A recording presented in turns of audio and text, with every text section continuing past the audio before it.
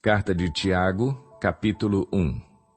Tiago, servo de Deus e do Senhor Jesus Cristo, às 12 tribos dispersas entre as nações. Saudações.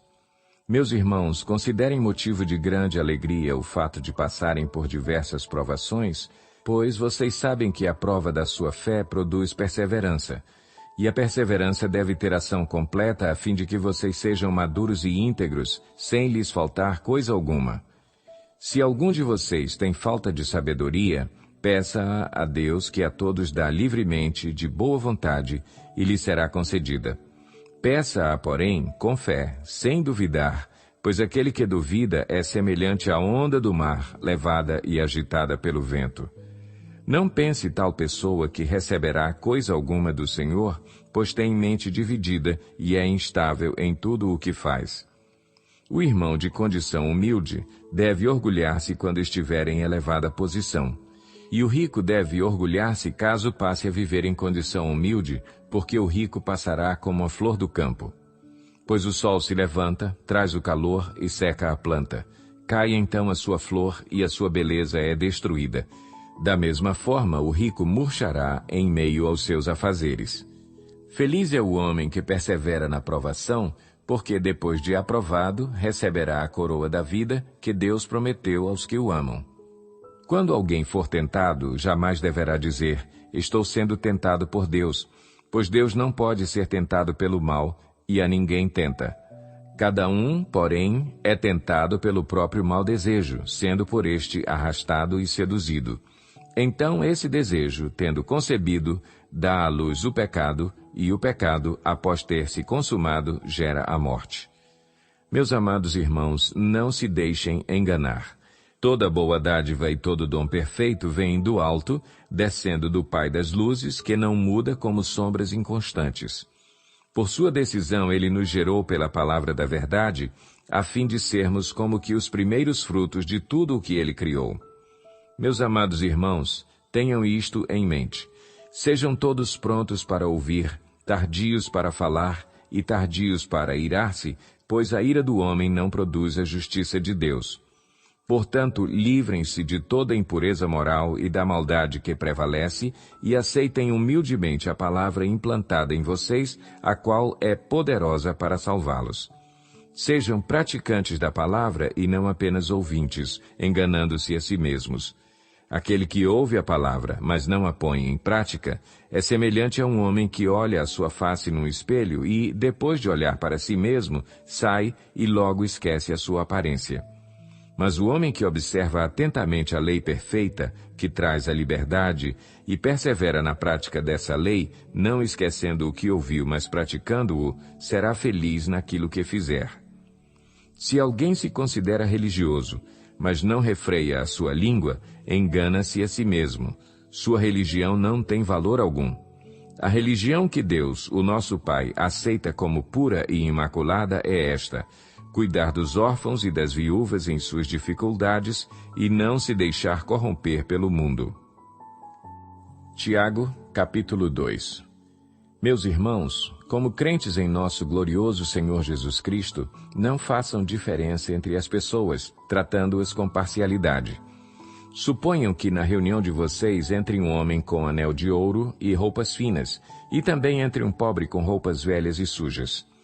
Se vocês derem atenção especial ao homem que está vestido com roupas finas e disserem, aqui está um lugar apropriado para o Senhor, mas disserem ao pobre, você fique em pé ali ou sente-se no chão, junto ao estrado onde ponho os meus pés, não estarão fazendo discriminação, fazendo julgamentos com critérios errados? Ouçam, meus amados irmãos, não escolheu Deus os que são pobres aos olhos do mundo para serem ricos em fé e herdarem o reino que ele prometeu aos que o amam? Mas vocês têm desprezado o pobre. Não são os ricos que oprimem vocês? Não são eles os que os arrastam para os tribunais? Não são eles que difamam o bom nome que sobre vocês foi invocado? Se vocês de fato obedecerem à lei do reino encontrada na Escritura, que diz, ame o seu próximo como a si mesmo, estarão agindo corretamente. Mas se tratarem os outros com parcialidade, estarão cometendo pecado e serão condenados pela lei como transgressores. Pois quem obedece a toda a lei, mas tropeça em apenas um ponto, torna-se culpado de quebrá-la inteiramente. Pois aquele que disse não adulterarás, também disse não matarás. Se você não comete adultério, mas comete assassinato, torna-se transgressor da lei. Falem e ajam como quem vai ser julgado pela lei da liberdade, porque será exercido juízo sem misericórdia sobre quem não foi misericordioso. A misericórdia triunfa sobre o juízo. De que adianta, meus irmãos, alguém dizer que tem fé se não tem obras? Acaso a fé pode salvá-lo? Se um irmão ou irmã estiverem necessitados de roupas e do alimento de cada dia, e um de vocês lhe disser: vá em paz, aqueça-se e alimente-se até satisfazer-se, sem, porém, lhe dar nada, de que adianta isso? Assim também a fé, por si só, se não for acompanhada de obras, está morta. Mas alguém dirá: você tem fé? Eu tenho obras. Mostre-me a sua fé sem obras, e eu lhe mostrarei a minha fé pelas obras. Você crê que existe um só Deus? Muito bem. Até mesmo os demônios creem e tremem. Insensato! Quer certificar-se de que a fé sem obras é inútil? Não foi Abraão, nosso antepassado, justificado por obras, quando ofereceu seu filho Isaque sobre o altar? Você pode ver que tanto a fé como as obras estavam atuando juntas, e a fé foi aperfeiçoada pelas obras. Cumpriu-se assim a Escritura que diz: Abraão creu em Deus, e isso lhe foi creditado como justiça, e ele foi chamado amigo de Deus. Vejam que uma pessoa é justificada por obras e não apenas pela fé. Caso semelhante é o de Raabe, a prostituta. Não foi ela justificada pelas obras quando acolheu os espias e os fez sair por outro caminho? Assim como o corpo sem espírito está morto, também a fé sem obras está morta. Tiago, capítulo 3. Meus irmãos, não sejam muitos de vocês mestres, pois vocês sabem que nós, os que ensinamos, seremos julgados com maior rigor. Todos tropeçamos de muitas maneiras. Se alguém não tropeça no falar, tal homem é perfeito, sendo também capaz de dominar todo o seu corpo. Quando colocamos freios na boca dos cavalos para que eles nos obedeçam, podemos controlar o animal todo. Tomem também como exemplo os navios. Embora sejam tão grandes e impelidos por fortes ventos, são dirigidos por um leme muito pequeno, conforme a vontade do piloto. Semelhantemente, a língua é um pequeno órgão do corpo, mas se vangloria de grandes coisas. Vejam como um grande bosque é incendiado por uma simples fagulha. Assim também a língua é um fogo, é um mundo de iniquidade. Colocada entre os membros do nosso corpo, contamina a pessoa por inteiro, incendeia todo o curso de sua vida, sendo ela mesma incendiada pelo inferno. Toda espécie de animais, aves, répteis e criaturas do mar doma-se e tem sido domada pela espécie humana. A língua, porém, ninguém consegue domar. É um mal incontrolável, cheio de veneno mortífero. Com a língua bendizemos o Senhor e Pai, e com ela amaldiçoamos os homens feitos à semelhança de Deus. Da mesma boca procede bênção e maldição. Meus irmãos, não pode ser assim. Acaso podem sair água doce e água amarga da mesma fonte? Meus irmãos, pode uma figueira produzir azeitonas ou uma videira figos? Da mesma forma, uma fonte de água salgada não pode produzir água doce. Quem é sábio e tem entendimento entre vocês, que o demonstre por seu bom procedimento mediante obras praticadas com a humildade que provém da sabedoria. Contudo, se vocês abrigam no coração inveja amarga e ambição egoísta, não se gloriem disso, nem neguem a verdade. Esse tipo de sabedoria não vem dos céus, mas é terrena, não é espiritual, mas é demoníaca. Pois onde há inveja e ambição egoísta, aí há confusão e toda espécie de males.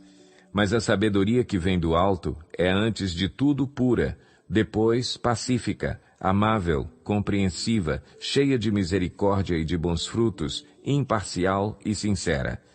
O fruto da justiça semeia-se em paz para os pacificadores. Tiago, capítulo 4. De onde vêm as guerras e contendas que há entre vocês? Não vêm das paixões que guerreiam dentro de vocês?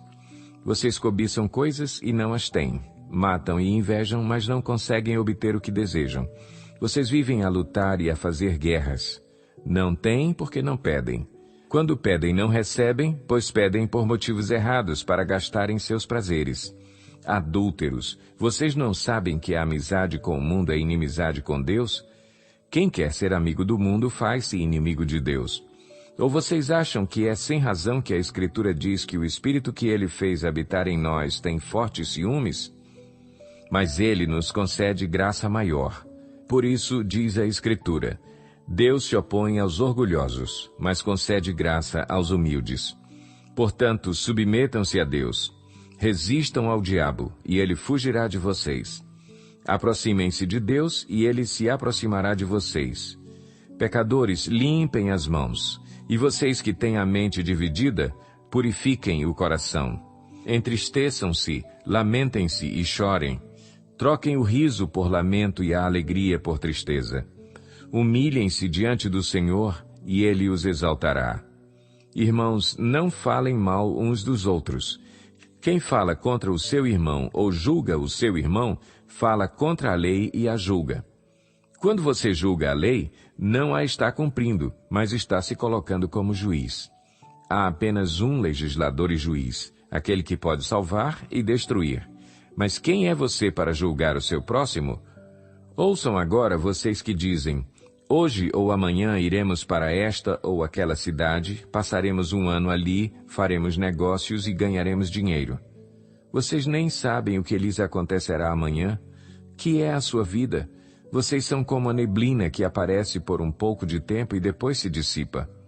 Ao invés disso, deveriam dizer, se o Senhor quiser, viveremos e faremos isto ou aquilo. Agora, porém, vocês se vangloriam das suas pretensões. Toda vanglória como essa é maligna. Pensem nisto, pois, quem sabe que deve fazer o bem e não o faz, comete pecado. Tiago, capítulo 5. Ouçam agora vocês ricos, chorem e lamentem-se, tendo em vista a desgraça que lhes sobrevirá. A riqueza de vocês apodreceu, e as traças corroeram as suas roupas. O ouro e a prata de vocês enferrujaram, e a ferrugem deles testemunhará contra vocês, e como fogo lhes devorará a carne. Vocês acumularam bens nestes últimos dias. Vejam, o salário dos trabalhadores que ceifaram os seus campos e que vocês retiveram com fraude está clamando contra vocês. O lamento dos ceifeiros chegou aos ouvidos do Senhor dos Exércitos. Vocês viveram luxuosamente na terra, desfrutando prazeres e fartaram-se de comida em dia de abate. Vocês têm condenado e matado o justo, sem que ele ofereça resistência. Portanto, irmãos, sejam pacientes até a vinda do Senhor. Vejam como o agricultor aguarda que a terra produza a preciosa colheita e como espera com paciência até virem as chuvas do outono e da primavera. Sejam também pacientes e fortaleçam o seu coração, pois a vinda do Senhor está próxima. Irmãos, não se queixem uns dos outros, para que não sejam julgados. O juiz já está às portas. Irmãos, tenham os profetas que falaram em nome do Senhor como exemplo de paciência diante do sofrimento. Como vocês sabem, nós consideramos felizes aqueles que mostraram perseverança. Vocês ouviram falar sobre a perseverança de Jó e viram o fim que o Senhor lhe proporcionou. O Senhor é cheio de compaixão e misericórdia. Sobretudo, meus irmãos, não jurem, nem pelo céu, nem pela terra, nem por qualquer outra coisa. Seja o sim de vocês sim e o não, não, para que não caiam em condenação. Entre vocês, há alguém que está sofrendo? Que ele ore. Há alguém que se sente feliz? Que ele cante louvores. Entre vocês, há alguém que está doente? Que ele mande chamar os presbíteros da igreja, para que estes orem sobre ele e o unjam com óleo em nome do Senhor. A oração feita com fé curará o doente, o Senhor o levantará. E se houver cometido pecados, ele será perdoado. Portanto, confessem os seus pecados uns aos outros e orem uns pelos outros para serem curados. A oração de um justo é poderosa e eficaz. Elias era humano como nós. Ele orou fervorosamente para que não chovesse, e não choveu sobre a terra durante 3 anos e meio. Orou outra vez, e os céus enviaram chuva, e a terra produziu os seus frutos. Meus irmãos, se alguém de vocês se desviar da verdade e alguém o trouxer de volta, lembrem-se disso. Quem converte um pecador do erro do seu caminho, salvará a vida dessa pessoa e fará que muitíssimos pecados sejam perdoados.